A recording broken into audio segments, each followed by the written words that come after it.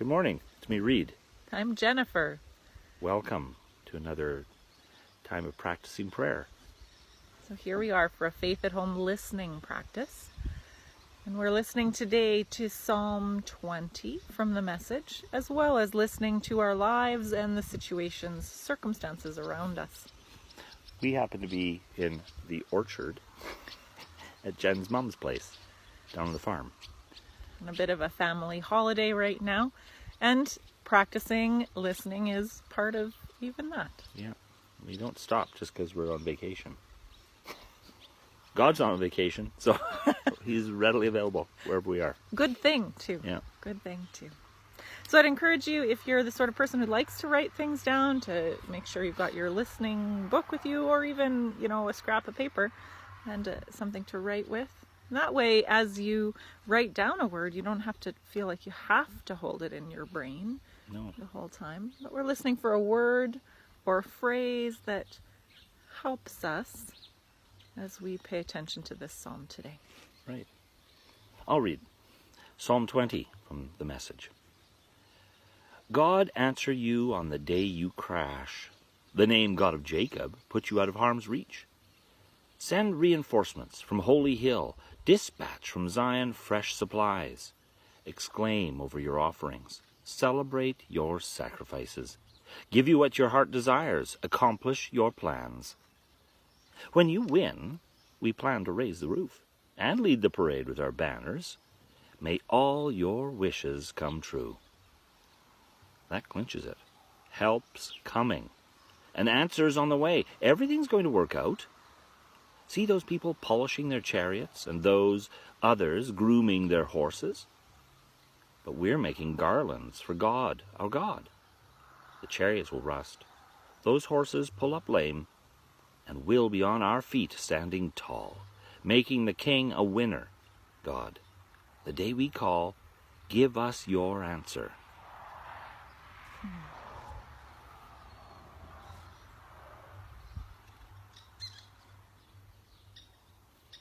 The phrase that stands out to me is, give you what your heart desires. And sometimes I think of that as like, there are things that my heart desires. But I also think as we go deeper into that, the desires of our heart are things that God plants in us, that the divine family gives to us as a gift. That desire. And especially as we come to dialogue with someone else about that, we can learn to trust that the desires of our heart are a gift from God, not something always to be squashed down or pushed away. Well, that's the phrase that catches my attention today. The phrase that jumps out at me is that may all your wishes come true, which is isn't something we think of as people of faith. Wishes? God's not a genie, but it's an idiom, right?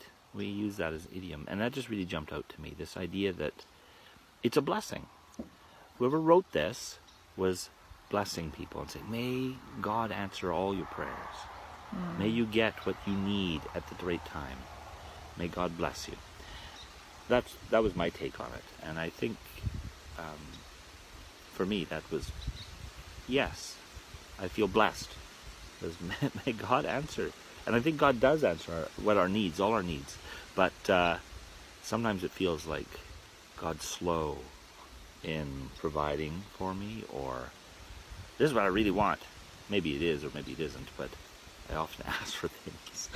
And just that idea that may bless you. May God grant your desires. Yeah. Thank you. Let's read again, listen again, and pay attention this time for an invitation, something that calls us forward into this day, this week, wherever you're at in the cycle of your life. What is it that the Divine Family invites me toward? God answer you on the day you crash. The name God of Jacob put you out of harm's reach. Send reinforcements from Holy Hill. Dispatch from Zion fresh supplies. exclaim over your offerings, celebrate your sacrifices, give you what your heart desires, accomplish your plans. When you win, we plan to raise the roof and lead the parade with our banners. May all your wishes come true. That clinches it. Help's coming. And answers on the way. Everything's going to work out. See these people polishing their chariots and those others grooming their horses. But we're making garlands for God our God. The chariots will rust, the horses pull up lame, and we'll be on our feet, standing tall. Make the king a winner, God. The day we call, give us your answer.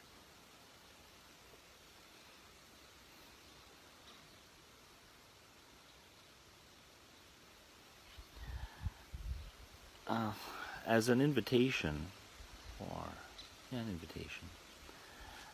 I guess it's that invitation to expectancy for me. It's this psalm is really a blessing. It keeps referring to you getting things, right? And as I said before, I often feel like, come on, get the lead out, God. Come on, I need something.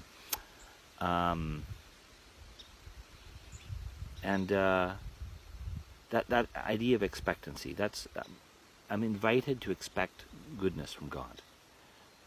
I grew up in a tradition where sometimes I kind of got the impression that God was just waiting to punish me, not to bless me. And this just reminds me to expect blessing from God. Expect God to love and expect God to bless.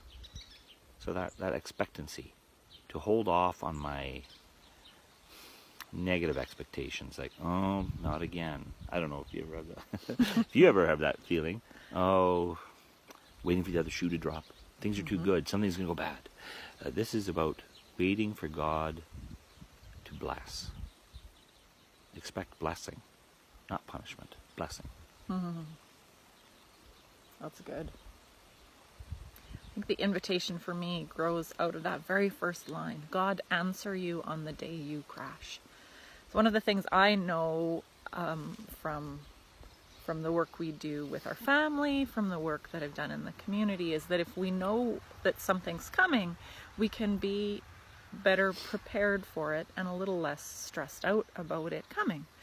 And so that awareness that there will be days that come when we crash, and even in the crash, God answers us. God answer you on the day you crash. So the invitation to me is to not be afraid of what's coming. So, not expect that bad stuff is going to happen or worry about it, but know that there will be crashes and that God will answer. And that it's okay. God will answer and put us out of harm's reach and send reinforcements from Holy Hill and fresh supplies and celebrate over us. So the invitation is to be loved and calm in the midst of all the stuff that's going to come. All right. That's good. So what about you? What are the words or phrases that stand out for you? Yeah. You can write it down for us to see, for everyone to see, or write it in your book. Carry it with you, certainly. Carry it with you through the day, regardless, and through the week, whether you write it down or not, because those are words of life for your week. And thanks for being with us today. And we'll see you again. See you. Bye-bye. Bye.